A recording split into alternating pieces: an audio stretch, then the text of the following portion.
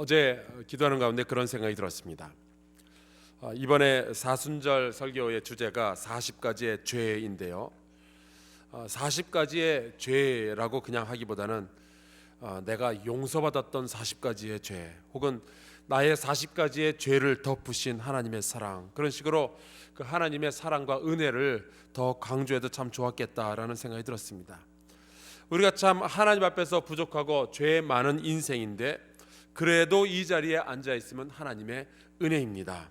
그 많은 죄를 짓고도 또 하루의 인생을 얻고 내 사랑하는 남편과 아내와 자녀와 부모와 교우들의 얼굴을 다시 볼 수 있는 것은 다 하나님의 은혜입니다. 하나님의 은혜는 나의 죄보다 훨씬 크다는 증거가 우리가 지금 이 자리에 앉아서 서로 간에 보여주고 있는 거죠. 오늘 집에 가서 식구들 얼굴 보거든 나 같은 죄인에게 베풀어 주신 하나님의 은혜가 그 얼굴에 대롱대롱 매달려 있다는 것을 기억하시면서 감사하시기를 주의 이름으로 축원합니다. 그렇다고 하나님의 은혜를 더하게 하려고 우리가 죄 가운데 빠져서 지내면 될까요? 안 됩니다. 우리는 정신이 있을 때 죄에서 빠져나와야 됩니다. 잘못하면 죄악 속에서 정신줄을 놓을 수가 있습니다. 그러면 끝장이에요. 죄의 대가는 너무 큽니다. 얼마 전에 소개해드렸던 존 블랜차드 목사님이 이런 말씀을 했습니다. There's a high cost in low living. 저질의 삶에는 고액의 대가가 뒤따른다. 어제는 그 리더의 역할을 게을리하는 죄에 대해서 함께 말씀을 나누었습니다. 우리는 모두 리더들입니다. 공동체와 그 상황의 차이는 각각 있겠지만 어린이에서부터 노인에 이르기까지 우리는 상황에 따라서 리더의 역할을 가지고 있고 그 리더의 역할은 하나님으로부터 부여받은 것입니다. 우리가 그 역할을 잘 하지 못하는 동안에 하나님의 양떼가 습격을 당하고 우리는 하나님과 사람들 앞에서 죄를 짓게 되는 거죠. 오늘은 난폭함에 대해서 말씀을 나누려고 합니다. 그 이슬람교는 다른 타 종교를 비난해서 미안하지만은 그 이슬람교는 참 인류의 골칫거리입니다. 우리 기독교는 그 근본부터가 폭력을 싫어하죠. 용서하라는 말씀과 더불어 심지어 원수도 사랑하라는 말씀이 그 중심부에 있을 정도입니다. 그래서 기독교가 들어간 나라에서는 적어도 뭐 예수님의 이름으로 폭력을 행사한다든지 그런 일들은 없습니다. 그 옛날 십자군을 제외하고서는 그런 일들이 없었어요.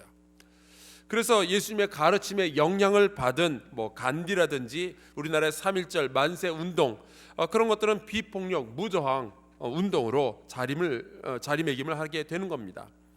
근데 이슬람교는 그래요. 착한 사람들은 착합니다. 근데 그 이슬람교의 교리 자체가 기독교와는 달리 폭력과 잔인함은 상황에 따라서 늘 사용될 수 있다라는 철학을 아예 근본부터 담고 있습니다. 그래서 많은 무슬림들은 평화롭게 살려고 하겠지만 그렇지 않은 테러 집단들이 그렇게 많이 나오는 거예요. 그리고 모든 무슬림들은 필요에 따라서는 테러 집단으로 변할 가능성도 내포하고 있습니다. 생각해 보세요. 전 세계에서 가장 큰 종교 집단이 기독교인데 기독교에 테러 조직이 있습니까? 없습니다. 왜냐하면 근본적으로 폭력은 반기독교적이기 때문입니다. 그런데요, 이슬람교는 달라요. 우리가 아는 이슬람 테러 집단만 해도 911을 일으켰던 알카에다가 있고요, 아프가니스탄에서 샘물교회 청년들을 죽였던 탈리반이 있고요, 레바논에서는 그 시아파 헤즈볼라라는 그 테러 집단이 있고요, 그 아프리카에서는 악명 높은 보코하람이 있고요, 이라크에서는 요즘 극악한 행동을 저지르는 IS가 있습니다. 거기에 하마스라는 이슬람 테러 조직이 또 하나가 있어요. 이들은 이스라엘과 늘 이제 대립각을 세우고 있는 이 팔레스타인 사람들로 구성되어 있는데 이 하마스는 죄송합니다. 이게 제가 아랍어를 잘 몰라서 하라캇 알 무아와마 알 이슬라미아의 약자입니다. 이슬람 저항 운동이라는 뜻인데, 그런데 이 하마스라는 말은 원래 발음은 하마스입니다. 교묘하게도 그 이스라엘 히브리어 폭행 이 말과 똑같아요. 하마스라는 단어가 바로 그 단어입니다. 오늘 우리가 읽은 말씀 17절에 그들이 그 땅을 폭행으로 채우고 할 때 이 폭행이 바로 이 하마스라는 말입니다. 이 테러 집단의 이름이 그대로 거기서 따온 거예요. 그런데 오늘 말씀을 보니까 하나님께서 이스라엘에게 벌을 내리시려 하는데 그 이유가 바로 폭행이었어요. 이 폭행이라는 것은 여러 가지로 나타날 수 있는데 가장 근본적으로는 우리가 용서하지 못하기 때문에 생겨나는 죄악이 이 폭행입니다. 가장 흔한 것이 육체에 가하는 폭행이죠. 최근에 어린이집 폭행 사건으로 나라가 떠들썩했었습니다. 아니, 어린아이가 밥을 안 먹을 수도 있고 싫어하는 반찬이 있을 수도 있고 또 바지에 실수할 수도 있는 거지, 그걸 어른이 참질 못하고 아이를 때린다는 것은 우리의 상식에도 있을 수가 없는 일이지만 하나님도 그것을 용서하지 않으십니다. 가만히 생각해 보면 요즘 우리나라에도 이 폭행 사건이 얼마나 많은지 모릅니다. 저도 여러 번 당했지만 군대에서도 선임이 후임을 폭행하는 일들이 너무 잦고요. 젊은 사람들이 늙은 사람에게 폭행을 가기도 하고요. 2년 전인가요? 부산에 사는 그 중학교 2학년 학생이 자기 학교 친구들에게 집단으로 구타를 당한 사건이 있었는데 놀라운 것은 그 학생들이 여학생들이었다는 점, 그리고 7시간을 끌고 다니면서 한 아이를 두들겨 팼다는 점, 그리고 그 구타, 그 폭행을 이끈 여학생이 황 씨였다는 점이에요. 황 씨분 중에 그런 애들이 없는데. 여러분, 예수님도 로마의 군병에 의해서 끌려다니면서 폭행을 당하셨습니다. 손으로 얼굴을 치기도 하고요. 거기다가 상처를 입혔죠. 가시면류관을 머리에 쓰이기도 하고. 그런가 하면 언어폭력이라는 것도 있습니다. 주먹이나 무기를 쓰지는 않지만 사람의 영혼을 멍들게 하는 아주 기가 막히는 수단입니다. 욕설하는 것은 가장 기본이고요. 그 외에도 상대방의 인격을 모독한다든지 상처를 주는 말들, 그런 것들이 다 언어폭력입니다. 예수님은 십자가에 달려서 조롱과 멸시라고 표현되는 이 언어폭력을 많이 당하셨습니다. 이러한 언어폭력은 가정에서만큼은 발견되면 안 되는데, 교회에서만큼은 발견되면 안 되는데, 이 언어폭력이 가정과 교회까지도 침투해 들어오는 것들을 봅니다. 은근히 상처를 주는 말들도 많죠. 그 자식에게 하는 말이, 내가 왜 너를 낳나 모르겠다. 어이구, 이 쓰잘데기 없는 자식, 넌 누굴 닮아서 그 모양이냐. 너 그런 식으로 하면 실패자야. 너 이렇게밖에 못하냐? 넌 이게 다냐? 이런 말들을 통해서 아이들의 심장에 부모가 비수를 꽂습니다. 이게 언어폭력이에요. 심리적인 폭력도 있습니다. 왕따라고 우리가 흔히 이야기하는 그게 대표적이죠.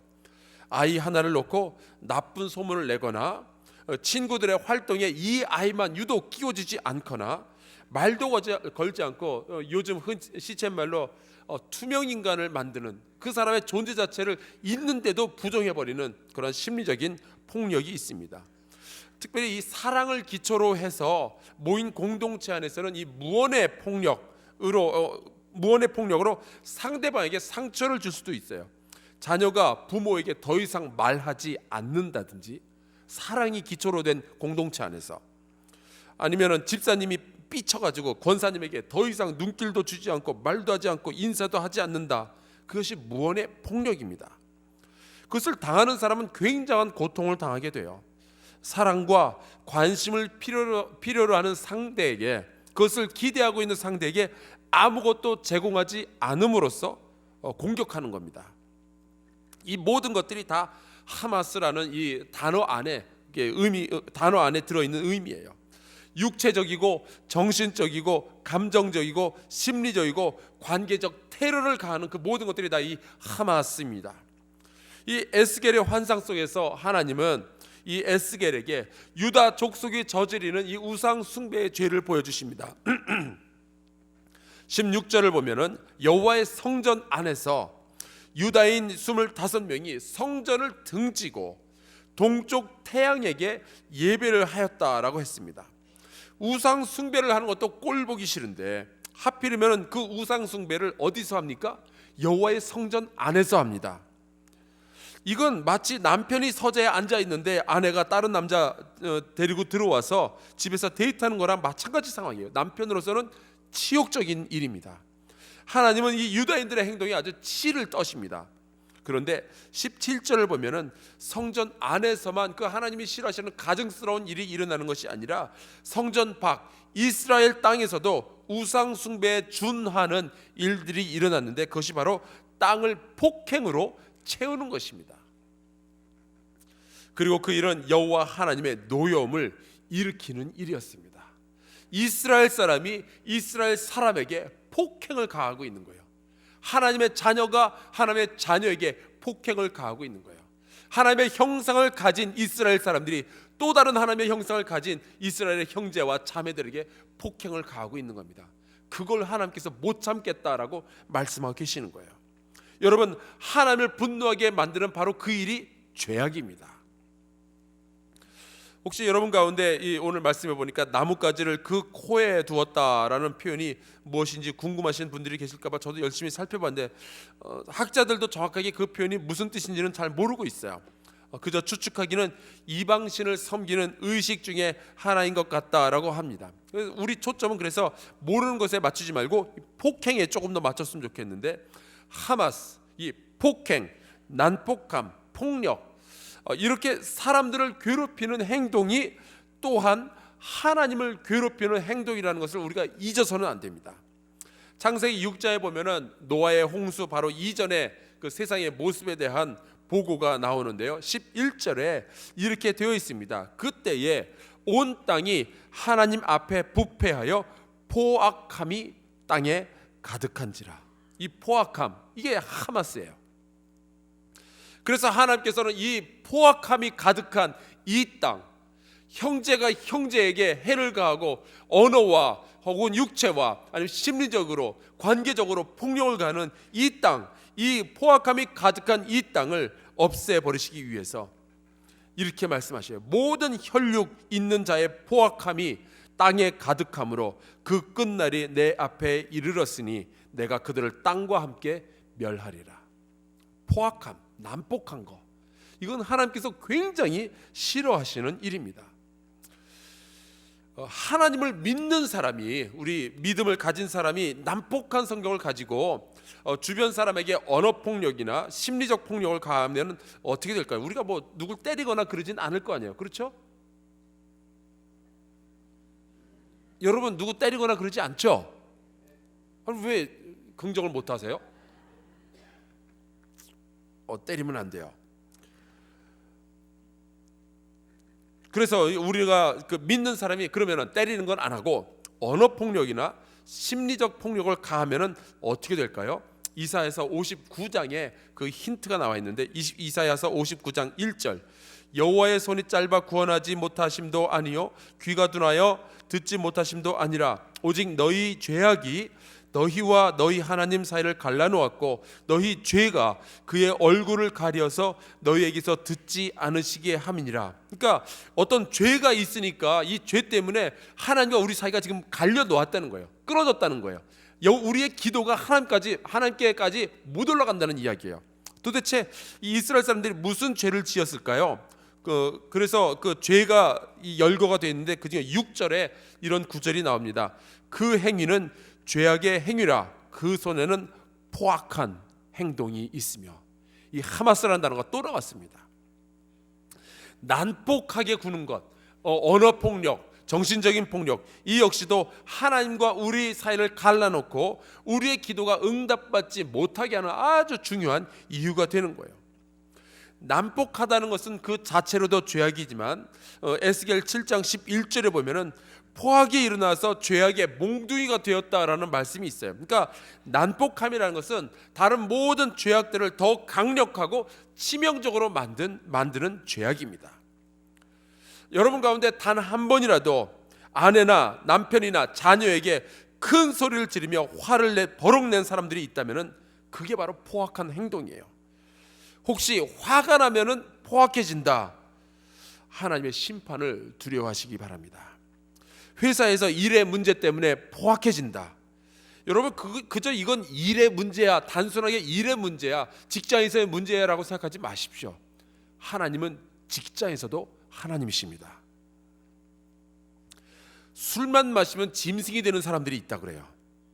한국 사회에서는 술 마시고 폭력을 행사하면은 술 때문에 그렇다면서 정상 참작을 하죠. 제 생각에는 폭력에 음주까지 가중 처벌을 해야 됩니다. 또 누군가의 마음을 괴롭게 하기 위해서 잘못했다는 말을 듣기까지 침묵으로 며칠을 보낸다든지 그 역시도 폭력의 일종이라는 것 꼭 기억하시기 바랍니다. 중요한 것은 우리가 무슨 생각을 하느냐가 아니라 하나님께서 그러한 폭력, 언어 폭력, 정신적인 폭력 혹은 육체적인 폭력을 어떻게 보실까 하는 거예요. 난폭한 행동은 하나님께서 극도로 싫어하십니다. 이거는 하나님의 성품이 전혀 드러나지 않을 뿐만 아니라 하나님의 성품에 반대로 가는 것이기 때문에 그래요. 우리 같이 기도해야 됩니다. 난폭한 언어와 행동은 하나님의 성품을 가리는 그러한 일이 됩니다. 우리의 기도를 막아버리고 하나님과의 관계를 끊어버리는 그런 것들이 되고, 우리 형제와 우리 자매들과의 사랑의 관계를 끊어버리고 그들에게 깊은 상처를 남기는 일이 됩니다. 그들의 영혼 가운데는 하나님의 형상이 있는데 그 영혼을 멍들게 하는, 하나님의 형상을 멍들게 하는 일이 바로 이 폭력입니다. 마음속에 이는 분노만 가지고도 회개를 해야 할 판에 다른 사람들의 영혼에 상처를 남기는 난폭함은 나 혼자 하나님께 용서해 주십시오 그런다고 해결할 수 있는 문제가 아닌 거예요. 그때부터는 우리가 하나님께 용서를 빔과 동시에 그들에게도, 내가 해악을 끼친 그들에게도 용서를 빌어야 되는 굉장히 어려운 죄가 됩니다. 우리 이 시간에 같이 기도할 텐데요. 주님, 저를 용서하여 주옵소서. 제가 만약에 그러한 폭력을 저지른 일이 있다면 용서하여 주시옵소서. 제가 온유함으로 덧입게 하여 주시옵소서. 제가 용서할 수 있도록 허락하여 주시옵소서. 우리의 가정과 교회와 사회에서 모든 폭력들이 사라지게 하시고 상처받는 어린이들과 여성들이 더 이상 생기지 아니하도록 우리나라를 보호하여 주시옵소서. 이 기도의 제목들 가지고 또 여러분들이 가지고 있는 여러 가지 기도의 제목 가지고 자유롭게 기도하다가 돌아가도록 하겠습니다. 주여 크게 3번 외치고 통성으로 기도합시다. 주여!